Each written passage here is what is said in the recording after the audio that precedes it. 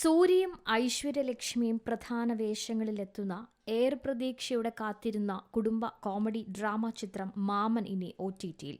പ്രശാന്ത് പാണ്ഡ്യരാജ് രചനയും സംവിധാനവും നിർവഹിച്ച മാമൻ ഗ്രാമീണ ജീവിതത്തിന്റെ സത്തയും കുടുംബ ബന്ധങ്ങളുടെ സൗന്ദര്യവും ലഘുവായും എന്നാൽ അർത്ഥവത്തായ രീതിയിലും പകർത്തിയ ചിത്രമാണ്.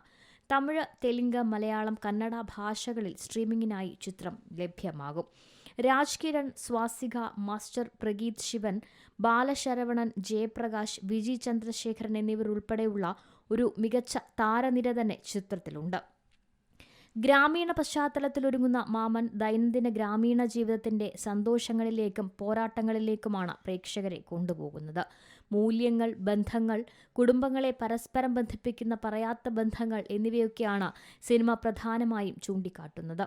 നർമ്മം, വികാരം, ഹൃദയാംഗമായ കഥപറച്ചിൽ എന്നിവയുടെ മനോഹരമായൊരു മിശ്രിതം പ്രേക്ഷകർക്ക് നൽകുന്ന ചിത്രം C5-ലാണ് സ്ട്രീം ചെയ്യുക. Entertainment desk, C Malayalam news.